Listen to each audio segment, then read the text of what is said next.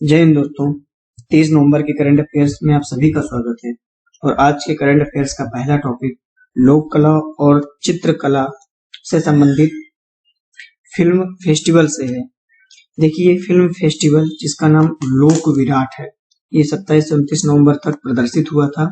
इस लोक विराट फिल्म महोत्सव की शुरुआत Bastar the rhythm of progress से शुरू हुई थी और इस लोक विराट फिल्म फेस्टिवल में लोक कला और चित्रकला पर आधारित वृत्तचित्र फिल्में। वृत्तचित्र फिल्मों का मतलब होता है, इसको बोलते हैं डॉक्यूमेंट्री।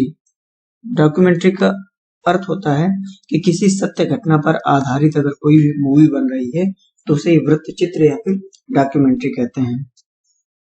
यह फिल्म फेस्टिवल यानी कि लोक विराट फिल्म फेस्टिवल सूचना और प्रसारण मंत्रालय के फिल्म प्रभाग के द्वारा ऑनलाइन आयोजित किया गया है। ऑनलाइन इस वजह से आयोजित की जा रही इस समय सारी चीजें ताकि कोविड-19 के प्रसार को और अधिक रोका जा सके। इस फिल्म फेस्टिवल में the kingdom of God, Bhavai, fading memories, Naman, Khele, the future cult, Theri Kudu dancing for life, echoes of the past और उड़ीसा की लोक पेंटिंग, कालीघाट पेंटिंग, इनसे संबंधित जो डॉक्यूमेंट्री बनी है उनका प्रदर्शन किया जाएगा लोक विराट फिल्म फेस्टिवल में। ये देखिए, कुछ पारंपरिक नृत्य हैं जैसे भवई, ये राजस्थान का एक पारंपरिक लोक नृत्य है। इनको इसलिए भी याद रखिएगा क्योंकि कई बार मेल मिलाने के लिए आ जाता है कि कौन सा लोक नृत्य किस राज्य का है। तो भवई राजस्थान का पारंपरिक लोक नृत्य है जिसमें महिलाएं अपने सिर पर कलश रखती हैं और तेज धार वाली थाली पर नृत्य करती हैं। इसी तरह थेरुकुथु तमिलनाडु का एक लोक नृत्य और नाटक है। ये देखिए, वारली चित्र, ये महाराष्ट्र का कई बार एग्जाम में पूछा जा चुका है, इसलिए इसको मैंने शामिल किया, इसे याद रखिएगा। वारली चित्र ये महाराष्ट्र का पारंपरिक चित्र और लोक चित्र से संबंधित है। कालीघाट चित्र ये पश्चिम बंगाल, मधुबनी चित्र बिहार, पट्टचित्र ये ओडिशा और पश्चिम बंगाल का पारंपरिक चित्र है और पिचाई राजस्थान का। अब चलते हैं अगले टॉपिक की तरफ। अगला टॉपिक हमारा जलवायु परिवर्तन ज्ञान पोर्टल से संबंधित है। यह पोर्टल यानी जलवायु परिवर्तन ज्ञान पोर्टल राष्ट्रीय और अंतर्राष्ट्रीय दोनों स्तरों पर सरकार के कदमों के बारे में जानकारी प्रदान करेगा। जलवायु परिवर्तन से संबंधित यानी जलवायु परिवर्तन के मुद्दों के समाधान के लिए राष्ट्रीय और अंतर्राष्ट्रीय दोनों स्तर पर सरकार के द्वारा क्या कदम उठाए जा रहे हैं, इनके बारे में जानकारी प्रदान करेगा जलवायु परिवर्तन ज्ञान पोर्टल। और इसका उद्घाटन या कह सकते हैं इस जलवायु परिवर्तन ज्ञान पोर्टल की शुरुआत पर्यावरण, वन एवं जलवायु परिवर्तन मंत्री के द्वारा की गई है।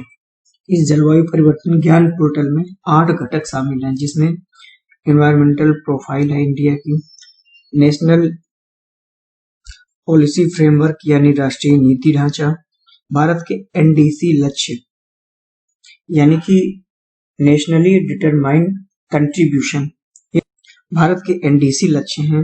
ये कार्बन इमिशन को कम करने के लिए राष्ट्रीय लक्ष्य है, जैसे कि जो ग्रीन हाउस गैसें हैं उनके उत्सर्जन को कम करने के लिए, उनके उत्सर्जन को रिड्यूस करने के लिए अंतरराष्ट्रीय स्तर पर पेरिस समझौता हुआ है, वैसे राष्ट्रीय स्तर पर एनडीसी लाई गई है ताकि भारत में जो कार्बन का उत्सर्जन, कार्बन इमिशन है, उसे कम किया जा सके। इस जलवायु परिवर्तन पोर्टल का एक अन्य घटक अनुकूलन कार्यवाही, अल्पीकरण कार्यवाही, द्विपक्षीय और बहुपक्षीय सहयोग, अंतरराष्ट्रीय जलवायु वार्ता और रिपोर्ट और प्रकाशन है। यानी कि 8 जो घटक है उनमें से जलवायु प्रोफाइल है, राष्ट्रीय नीति ढांचा है, भारत के एनडीसी लक्ष्य, एनडीसी लक्ष्य का मतलब कार्बन एमिशन को कम करने वाले लक्ष्य, अनुकूलन कार्यवाही, अल्पीकरण कार्यवाही और अनुकूलन कार्यवाही का अर्थ ये है कि ऐसी कार्यवाही जो पर्यावरण के अनुकूल हो, पर्यावरण को जो दूषित कर रही है, ऐसी गतिविधियों को कम किया जा सके, वो अल्पीकरण कार्यवाही में आएगी। द्विपक्षीय और बहुपक्षीय सहयोग यानी कि पर्यावरण को के संवर्धन के लिए, पर्यावरण के संरक्षण के लिए द्विपक्षीय और बहुपक्षीय सहयोग, और साथ ही साथ अंतरराष्ट्रीय जलवायु वार्ता यानी अंतरराष्ट्रीय जलवायु से संबंधित सभी सकारात्मक पहलुओं पर वार्ता और इससे संबंधित रिपोर्ट और प्रकाशन को प्रकाशित किया जा सके। तो इस जलवायु परिवर्तन ज्ञान पोर्टल की सबसे महत्वपूर्ण बात याद रखिएगा कि राष्ट्रीय और अंतर्राष्ट्रीय दोनों स्तरों पर सरकार के कदमों के बारे में, ये सरकार पर्यावरण संरक्षण के लिए जलवायु परिवर्तन से संबंधित कदमों के बारे में और जलवायु परिवर्तन के मुद्दों के समाधान के लिए क्या क्या कार्य कर रही है, उन सभी की जानकारी आपको जलवायु परिवर्तन ज्ञान पोर्टल पर मिल जाएगी। अब चलते हैं अगले टॉपिक की तरफ। अगला टॉपिक भारत के पहले भारी वजन वाले टारपीडो वरुणास्त्र से संबंधित है। इसको रक्षा अनुसंधान एवं विकास संगठन ने लॉन्च किया है और इसका निर्माण नौसेना विज्ञान और तकनीकी प्रयोगशाला जो विशाखापत्तनम की शाखा है और भारत डायनामिक्स लिमिटेड BDL दोनों ने मिलकर किया है। किसने मिलकर? भारत डायनामिक्स लिमिटेड और नौसेना के विज्ञान और तकनीकी प्रयोगशाला विशाखापत्तनम की ब्रांच ने मिल करके वरुणास्त्र जो कि एक टारपीडो है इसको लॉन्च किया है। देखिए टारपीडो होते क्या है? टारपीडो पानी की सतह जो होती है उस सतह से नीचे चलने वाले नौसेना के अंग के रूप में कार्य करते हैं, जिनका प्रयोग मुख्यतः युद्धों के लिए किया जाता है। क्योंकि सतह के ऊपर दिख जाएंगे, सतह के नीचे रहेंगे तो सामान्यतः इन्हें देख पाना मुश्किल होता है। और ये करेंगे क्या? ये शांत पनडुब्बियों को निशाना बनाने में सक्षम होते हैं। अगर DRDO के बारे में देखें तो भारत को जो रक्षा अनुसंधान और विकास संगठन है यानी कि defence research and development organisation, इसकी स्थापना 1958 में हुई थी और रक्षा मंत्रालय के तहत ये काम करता है। इसके अध्यक्ष G सतीश रेड्डी हैं और इसका मुख्यालय नई दिल्ली में। अब चलते हैं अगले टॉपिक की तरफ। अगला टॉपिक मेंस के लिहाज से और खासकर GS के पेपर 2 के लिए मेंस में, जिसमें आपकी पॉलिटी गवर्नेंस आ रहा है, उसके लिए बहुत ज्यादा आवश्यक है, बहुत इंपॉर्टेंट है। UPSC के प्रीलिम्स के लिए, IAS के प्रीलिम्स के लिए भी ऐसे क्वेश्चन बन सकते हैं। ये टॉपिक भारतीय पीठासीन अधिकारी सम्मेलन संबंधित है। अभी प्रधानमंत्री मोदी जी ने अखिल भारतीय पीठासीन अधिकारी सम्मेलन को संबोधित किया और उस संबोधन में उन्होंने एक राष्ट्र एक चुनाव को अपनाने की वकालत की है। इसमें हम दो चीजों को देखेंगे। पहला तो भारतीय पीठासीन अधिकारी सम्मेलन और दूसरा एक राष्ट्र एक चुनाव। दोनों आवश्यक हैं, दोनों से ही प्रश्न बन सकता है। मोदी जी ने जब पीठासीन अधिकारी सम्मेलन को संबोधित किया तो उनका कहना था कि देश में सभी चुनाव के लिए एक मतदाता सूची होनी चाहिए और चूंकि जो बार बार चुनाव होते हैं तो जो निरंतर चुनाव होते हैं वो विकास की प्रक्रिया को बाधित करते हैं। चूंकि हर कुछ राज्यों में पता चल रहा है कि 2014 में चुनाव हुआ, कुछ में 2016 में हो रहा है, कुछ में 2018 में हो रहा है। यानी हर 2 साल में हर राज्य में चुनाव हो रहा है और उसके बाद हर 5 साल में एक केंद्र का चुनाव तो हो ही रहा है जो लोकसभा के चुनाव के रूप में जाना जाता है। तो इन सभी को खत्म करके एक ही चुनाव कर दिया जाए, एक राष्ट्र के लिए लोकसभा का चुनाव और उसी के साथ साथ सभी राज्यों के विधानमंडलों का चुनाव हो जाए। इससे क्या होगा, एक बार चुनाव होगा और अगले 5 साल तक कोई चुनाव बीच में नहीं होगा और विकास की प्रक्रिया निरंतर चलती रहेगी। क्योंकि बार बार चुनाव होने से जिस भी राज्य में चुनाव होते हैं तो सारा तो ध्यान जो राजनेता है उनका विकास पर न लग करके चुनाव कैसे जीता जाए इन पर उनका ध्यान केंद्रित रहता है। इस कारण से एक देश एक चुनाव की संकल्पना मोदी जी ने इस संकल्पना को इम्प्लीमेंट करने की या लागू करने की वकालत की है। अब देखते हैं अखिल भारतीय पीठासीन अधिकारी सम्मेलन 2020 जो हुआ है, इसको 25 नवंबर को शुरू किया गया था और इस पीठासीन अधिकारी सम्मेलन का जो विषय था तो विधायी, कार्यकारी और न्यायपालिका का सामंजस्यपूर्ण समन्वय एक जीवंत लोकतंत्र की कुंजी है। यानी विषय पूरा था कि विधायी, कार्यकारी और न्यायपालिका का जो सामंजस्यपूर्ण समन्वय है वही लोकतंत्र की, एक बेहतर लोकतंत्र की कुंजी है। अभी देखिए जो पीठासीन अधिकारी होते हैं तो इसमें लोकसभा अध्यक्ष और उपाध्यक्ष लोकसभा के पीठासीन अधिकारी होते हैं। इस वर्ष के पीठासीन अधिकारी सम्मेलन को शताब्दी वर्ष के रूप में मनाया गया। एक राष्ट्र एक चुनाव के जो लाभ है वो लाभ देख लेते हैं कि पहला तो सबसे ज्यादा जरूरी है कि चुनाव कराने की जो लागत और समय इनको कम करेगा। क्योंकि जब अलग अलग राज्यों में चुनाव होते हैं तो उसके लिए निर्वाचन आयोग जो राज्य का होता है उसे एक्टिव होना पड़ता है, तो इस कारण से उसमें लागत बहुत अधिक आती है। एक साथ होंगी तो लागत कम आएगी और ये सरकार के विकास कार्यों में जो देरी हो रही है उसको भी कम करेगा। इसके अतिरिक्त देश में किसी भी चुनाव के लिए एकल मतदाता सूची को भी बनाने में सहायता मिलेगी अगर एक राष्ट्र और एक चुनाव लागू हो गया तो। अब देखिए, भारत में जो लोकसभा और राज्यसभा विधानमंडल के चुनाव एक साथ हुए थे तो 1952 में पहली बार एक साथ हुए थे और दूसरी बार 1957 में एक साथ हुए थे। याद रखिएगा कि भारत में एक साथ लोकसभा और राज्य विधानमंडलों के चुनाव साथ साथ कब हुए थे तो 1952 और 57 में एक साथ हुए थे। अब चलते हैं अगले टॉपिक की तरफ। अगला टॉपिक हमारा 8 कोर उद्योगों के सूचकांकों से संबंधित है। सबसे पहले तो ये समझ लीजिए कोर उद्योग क्या होते हैं। कोर उद्योग ऐसे उद्योग होते हैं जिन पर देश की पूरी अर्थव्यवस्था टिकी होती है, यानी कि देश की अर्थव्यवस्था को चलाने के लिए देश की जो नींव है वो इन्हीं 8 उद्योगों पर रखी हुई है। कौन कौन से उद्योग हैं पहले इनको देख लीजिए। कोयला उत्पादन, कच्चे तेल का उत्पादन, प्राकृतिक गैस का उत्पादन, रिफाइनरी उत्पादन, उर्वरक पेस्टिसाइड का जो प्रोडक्शन है, स्टील उत्पादन है, सीमेंट उत्पादन है और बिजली उत्पादन। ये 8 ही ऐसे उद्योग हैं। ये देश का क्या है, ये देश का आधार है। अगर ये कमजोर हो जाएंगे तो देश की विकास की प्रक्रिया तो अपने आप ही नीचे हो जाएगी। और इन्हीं जो 8 कोर उद्योग हैं, इनका जो सूचकांक जारी हुआ है उसमें इनकी जो वृद्धि दर थी वो निगेटिव है, यानी कि इनकी जो वृद्धि दर है वो नीचे आ रही है, ऊपर बढ़ नहीं रही है, जो कि देश के विकास के लिए सही नहीं है।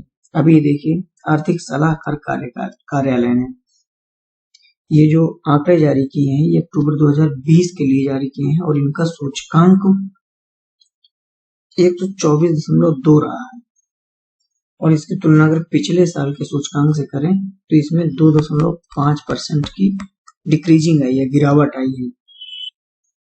ये जो औद्योगिक उत्पादन सूचकांक है और इनमें जो 8 मुख्य उद्योग हैं इनका महत्व 40.27% है। यानी ये 8 जो मुख्य उद्योग हैं ये अकेले लगभग आधी हिस्सेदारी रखते हैं देश में अन्य जितना भी उत्पादन हो रहा है उसका। अब चलते हैं अगले टॉपिक की तरफ। अगला टॉपिक राष्ट्रीय अंगदान दिवस के बारे में। स्वास्थ्य और परिवार कल्याण मंत्रालय यानी कि ministry of health and family welfare के द्वारा 27 नवंबर को राष्ट्रीय अंगदान दिवस मनाया गया। अब ये देखिए, जो राष्ट्रीय अंगदान दिवस है ये महत्वपूर्ण क्यों है, क्योंकि राष्ट्रीय स्वास्थ्य पोर्टल के अनुसार अंगों के अनुपलब्धता के कारण भारत में सालाना करीब 5 लाख या इससे अधिक मौतें हो जाती हैं। तो इस कारण से अंगदान के बारे में जागरूकता लाने के लिए राष्ट्रीय अंगदान दिवस हर वर्ष 27 नवंबर को मनाया जाता है स्वास्थ्य और परिवार कल्याण मंत्रालय के द्वारा। इस बार जो आयोजन हुए राष्ट्रीय अंगदान दिवस के मौके पर, उन आयोजनों में सीआरपीएफ के द्वारा एक आयोजन किया गया था। उसमें सीआरपीएफ अपने जवानों के बीच अंगदान के बारे में जागरूकता लाने के लिए एक स्वैच्छिक अभियान भी चलाया है और ये अभियान सीआरपीएफ ने अखिल भारतीय आयुर्विज्ञान संस्थान एम्स नई दिल्ली और अंग पुनर्प्राप्ति बैंकिंग संगठन के साथ 14 अगस्त 2020 से शुरू किया था और इस अभियान में जिन सैनिकों ने भाग लिया उनको अंगदान योद्धा का एक दर्जा दिया गया। अब देखिए, अंगदान को प्रोत्साहित करने के लिए 3 स्तरों पर संगठन बनाए गए। अपने देश में ही राष्ट्रीय स्तर पर नोटो है यानी national organ and tissue transplant organisation, राज्य स्तर पर सोटो है, state organ and tissue transplant organisation और क्षेत्रीय स्तर पर रोटो है। याद रखिएगा, regional organ and tissue transplant organisation. ये जो राज्य स्तर पर अंग दान के लिए संगठन बनाए गए हैं ये 12 हैं, यानी 12 राज्यों में अंग और ऊतक प्रत्यारोपण संगठन बनाए गए हैं और क्षेत्रीय स्तर पर चंडीगढ़, कोलकाता, मुंबई, चेन्नई और गुवाहाटी में बनाए गए, यानी क्षेत्रीय स्तर पर 5 और राज्य स्तर पर 12 सोटो और 5 रोटो और 1 नोटो भारत में अंगदान को प्रोत्साहित करने के लिए कार्य कर रहा है।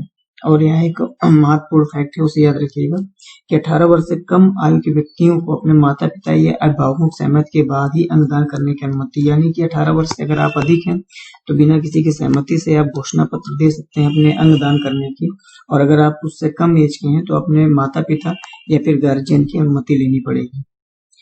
अंतर्राष्ट्रीय स्तर पर हर वर्ष 13 अगस्त को अंतर्राष्ट्रीय अंगदान दिवस मनाया जाता है, याद रखिएगा। अब चलते हैं अगले टॉपिक की तरफ। अगला टॉपिक हमारा राष्ट्रीय दूध दिवस के बारे में, जो 26 नवंबर को था। भारत में जो दूध की क्रांति, श्वेत क्रांति हुई थी, उसके जनक वर्गीज कुरियन थे और उनकी वर्षगांठ के रूप में राष्ट्रीय दूध दिवस को 26 नवंबर को मनाया जाता है और इसकी शुरुआत 2014 में इंडियन डेयरी एसोसिएशन के द्वारा की गई थी। भारत दुनिया में सबसे अधिक दूध का उत्पादन करता है और उसके बाद संयुक्त राज्य अमेरिका भारत के बाद दूसरे नंबर पर दुग्ध उत्पादन में है और भारत में भी पहले नंबर पर उत्तर प्रदेश है। उत्तर प्रदेश भारत में पहले स्थान पर है दुग्ध उत्पादन में। चूंकि दूध को एक संपूर्ण भोजन माना गया है और चूंकि भारत में अभी पोषक तत्वों की बहुत कमी है, बच्चों तक पूरा पोषण नहीं पहुंच पाता है, तो दूध एकमात्र ऐसा साधन है कि यदि दूध ही केवल मिल जाएगा तो बच्चों को पर्याप्त न्यूट्रिशन, पर्याप्त पोषण मिल जाएगा। क्योंकि भारत में बच्चों को मजबूत करने के लिए पोषण अभियान भी चलाया जा रहा है, हमने पिछले करंट अफेयर्स में देखा था। तो इस कारण से बच्चों को न्यूट्रिशन मिल सके और सभी को एक संपूर्ण भोजन के रूप में दूध की उपलब्धता हो सके, इसके लिए दूध की क्रांति, श्वेत क्रांति शुरू की गई और ऑपरेशन फ्लड शुरू किया गया। ये जो कि श्वेत क्रांति से ही संबंधित था। ये ऑपरेशन फ्लड 1973 में शुरू किया गया, याद रखिएगा, और इसे राष्ट्रीय डेयरी विकास बोर्ड NDDB के द्वारा लॉन्च किया गया था। अभी देखिए, जो वर्गीज कुरियन है, इन्हें मिल्क मैन ऑफ इंडिया के रूप में जाना जाता है और श्वेत क्रांति में यानी कि दुग्ध उत्पादन में अपना बहुमूल्य योगदान दिया था और उन्हें रेमन मैग्सेसे पुरस्कार, विश्व खाद्य पुरस्कार, पद्मश्री, पद्म विभूषण और पद्म भूषण सहित कई पुरस्कार मिल चुके हैं। अब चलते हैं अगले टॉपिक की तरफ। अगला टॉपिक प्रधानमंत्री जीवन ज्योति बीमा योजना से संबंधित है। अब देखिए, प्रधानमंत्री जीवन ज्योति बीमा योजना को इंडिया पोस्ट पेमेंट बैंक के द्वारा शुरू किया गया है और इस बीमा योजना को शुरू करने के लिए इंडिया पोस्ट पेमेंट बैंक ने PNB mid life India insurance के साथ समझौता किया है। हालांकि जब परीक्षा होती है, परीक्षा में इस प्रकार से इतने जटिल चीजों को जो बीच में घुसी रहती है, इन्हें पूछता नहीं है, लेकिन इस चीज को याद रखिए, प्रधानमंत्री जीवन ज्योति बीमा योजना ये तो शुरू थी 2015 से, लेकिन अब वर्तमान में इंडिया पोस्ट पेमेंट बैंक भी ये जीवन ज्योति बीमा योजना की सुविधाएं देने लगी। इसे याद रखिएगा। हो सकता है कि आ जाए कि निम्नलिखित में से कौन जीवन ज्योति बीमा योजना की सुविधाएं देता है। तो चूंकि अभी तक इंडिया पोस्ट पेमेंट बैंक नहीं देता रहा है, अब देने लगा है, तो आ जाए कोई भी निजी क्षेत्र की बैंक, कोई भी सरकारी क्षेत्र की बैंक, और आ जाए कि इंडिया पोस्ट पेमेंट बैंक, तो सभी इस समय वर्तमान में प्रधानमंत्री जीवन ज्योति बीमा योजना की सुविधाएं सभी बैंकों के द्वारा और पोस्ट पेमेंट बैंक के द्वारा दी जा रही है। और ये जो प्रधानमंत्री जीवन ज्योति बीमा योजना है, इसके बारे में याद रखिएगा, 2015 में शुरू की गई थी। आयु सीमा 18 से 50 वर्ष, यानी आपकी आयु 18 वर्ष से अधिक है, 18 या इससे अधिक है और 50 वर्ष तक के हैं, तो इस बीमा को आप करा सकते हैं। इसके लिए आपको 330 रुपया वार्षिक देना पड़ेगा और अगर आपकी मृत्यु हो जाती है या फिर जिस भी व्यक्ति ने बीमा कराया उसकी मृत्यु हो जाती है तो 2 लाख का उसे कवर मिलेगा। यानी जीवन बीमा का जो देयता होती है वो देयता 2 लाख रुपए है। अब थोड़ा सा भुगतान बैंक यानी पेमेंट बैंक के बारे में देख लेते हैं, क्योंकि हमने पढ़ा इंडिया पोस्ट पेमेंट बैंक के बारे में, लेकिन एक टर्म आता है पेमेंट बैंक। काफी बार क्वेश्चन पूछा गया है UPSC IAS में और मेंस में हो सकता है कि इससे क्वेश्चन बन जाए, क्योंकि पेमेंट बैंक की संकल्पना बहुत तेजी से आगे बढ़ रही है और भारत में पेमेंट बैंक भी बढ़ रहे हैं। पेमेंट बैंक ऐसे बैंक होते हैं जो अधिकतम 1 लाख तक की जमा राशि को स्वीकार कर सकते हैं, बचत खाते और चालू खाते दोनों को खोल सकते हैं और ATM या डेबिट कार्ड, क्रेडिट कार्ड नहीं डेबिट कार्ड जारी कर सकते हैं और ये लोगों को लोन नहीं दे सकते हैं। याद रखिएगा, पेमेंट बैंक की जो विशेषता है 1 लाख तक की जमा राशि स्वीकार कर सकते हैं। बहुत मैंने जटिल टर्म को नहीं डाला है, बहुत सरल टर्मों को जो एग्जाम्स में पूछ लेता है और लोगों के दिमाग में नहीं रहता है। बचत और चालू खाते यानी कि सेविंग और करेंट दोनों अकाउंट खोल लेगा। डेबिट कार्ड यानी आपके लिए एटीएम कार्ड, क्रेडिट कार्ड नहीं डेबिट कार्ड जारी कर देगा और लोन आप नहीं दे सकता है पेमेंट बैंक, याद रखिएगा। अब चलते हैं अगले टॉपिक की तरफ, फटाफट कवर कर लेते हैं। अगला करंट अफेयर ऐसा है जिसको हम लोग इकोनॉमी की क्लास में बहुत अच्छे से पढ़ेंगे, बस करंट में था तो जान लीजिए कि केंद्र सरकार का राजकोषीय घाटा बढ़कर 9.53 लाख करोड़ हो गया। बहुत से छात्र ऐसे होते हैं इस प्रकार की बातचीत को सुनकर के, इस प्रकार के करंट अफेयर को सुनकर के हैरान हो जाते हैं, परेशान हो जाते हैं और उसे छोड़ देते हैं। और एग्जाम में जब इकोनॉमी से रिलेटेड कोई क्वेश्चन आता है तो होता वो सरल है, लेकिन उनके समझ में ही नहीं है, कभी उन्होंने इस चीज को समझा नहीं, या जहां भी उन्होंने अपनी तैयारी की वहां इस चीज को अच्छे से कवर नहीं कराया गया, तो ऐसे क्वेश्चन प्रीलिम्स और मेंस दोनों में छोड़ के आ जाते हैं। सबसे पहले देखिए राजकोषीय घाटा। राजकोषीय घाटा सरकार की कुल आय और कुल खर्च में अंतर है। मान लीजिए कि सरकार की आय 100 रुपए हो रही है और उसने खर्च कर दिया 109, तो यहाँ पर जो घाटा हुआ वो 9 रुपए को हुआ सरकार को, तो यही इसका राजकोषीय घाटा हो जाएगा। इसको सरल शब्दों में अभी यही समझ लीजिए, आगे और समझेंगे जब इकोनॉमी की क्लास को पढ़ेंगे। तो वर्तमान में खराब राजस्व संग्रह के कारण ही ये घाटा बढ़ गया है और 9.5 लाख करोड़, लगभग 10 लाख करोड़ हो जाएगा। 9.5 लाख करोड़ रुपए हो गया है वर्तमान में। अनुमान था कि ये 7.96 लाख करोड़ आएगा, लेकिन बढ़ गया है और बढ़ने का कारण बताया गया है कि कोरोना के प्रसार को रोकने के लिए जो लॉकडाउन लगाया गया था उसी कारण राजस्व संग्रह जो था वो गड़बड़ हो गया, वो निरंतर नहीं चल पाया, जिस कारण से जो अनुमान लगाया गया था कि लगभग 8 लाख करोड़ यानी 7.96 लाख करोड़ रुपए होने वाला था, वो बढ़ करके 9.53 लाख करोड़ हो गया। और भारत का जो राजकोषीय घाटा है इसके आंकड़े देखिए कौन जारी करता है, ये आंकड़े जारी करता है कंट्रोलर जनरल ऑफ अकाउंट। इतना याद रखिएगा कि राजकोषीय घाटों से संबंधित जो आंकड़े होते हैं उन आंकड़ों को कंट्रोलर जनरल ऑफ अकाउंट जारी करता है। और ये CAG नहीं CGA, controller general of account, ये वित्त मंत्रालय के अंतर्गत व्यय विभाग में एक विभाग आता है, व्यय विभाग, उसके अंतर्गत CGA आता है। ये लेखांकन मामले में केंद्र सरकार का प्रमुख सलाहकार है और वर्तमान में सोमा राय वर्मा वर्तमान के CGA हैं। अब चलते हैं अगले टॉपिक की तरफ। अगला टॉपिक है भारतीय सेना ने 1971 के भारत पाक युद्ध विजय को चिन्हित करने के लिए एक साइकिल अभियान शुरू किया है। देखिए जो भारत पाक युद्ध 1971 था ये बहुत कम दिनों तक चला था, 3 दिसंबर से शुरू हुआ था और 16 यानी लगभग 16 दिसंबर तक चला था। 13 दिनों का युद्ध था। और युद्ध क्या था, बल्कि ये बांग्लादेश एक नया राष्ट्र जो बना था, जो पहले पाकिस्तान, पूर्वी पाकिस्तान के नाम से जाना जाता था, तो ये अभियान इसीलिए चलाया गया था ताकि पूर्वी पाकिस्तान को बांग्लादेश बनाया जा सके। तो ये जो 1971 में 3 से 16 दिसंबर तक युद्ध चला था, उसी विजय को चिन्हित करने के लिए भारतीय सेना के द्वारा गुजरात और राजस्थान में एक साइकिल अभियान शुरू किया गया है। और ये स्वर्ण जयंती के रूप में मना रहा है इसे। स्वर्ण जयंती देखिए कब मनाई जाती है, जब 50 साल पूरे हो जाते हैं तब स्वर्ण जयंती मनाई जाती है। 25 साल जब पूरे हो जाते हैं तो सिल्वर जुबली मनाई जाती है, सिल्वर जयंती कह सकते हैं। 60 साल पूरे हो जाने पर इसे डायमंड जुबली कह सकते हैं और 75 वर्ष पूरे हो जाने पर इसे प्लेटिनम जुबली के नाम से जाना जाता है। और जब 100 वर्ष हो जाते हैं तो इसे सेंटेनरी के नाम से जानते हैं। तो याद रखिएगा 25 वर्ष में सिल्वर जुबली, 50 साल में गोल्डन जुबली, 60 ईयर में 60 साल में डायमंड जुबली, 75 वर्ष में 75 ईयर में प्लेटिनम जुबली और 100 ईयर में सेंटेनरी के नाम से इसे जानते हैं। शताब्दी वर्ष होता है। ये जो साइकिल अभियान है ये कच्छ के लखपत से शुरू किया गया है और ये कोविड-19 महामारी के बारे में जागरूकता फैलाएगा। और इसका मुख्य विषय जो साइकिल अभियान है सोशल डिस्टेंसिंग, मास्क, सैनिटाइजेशन है।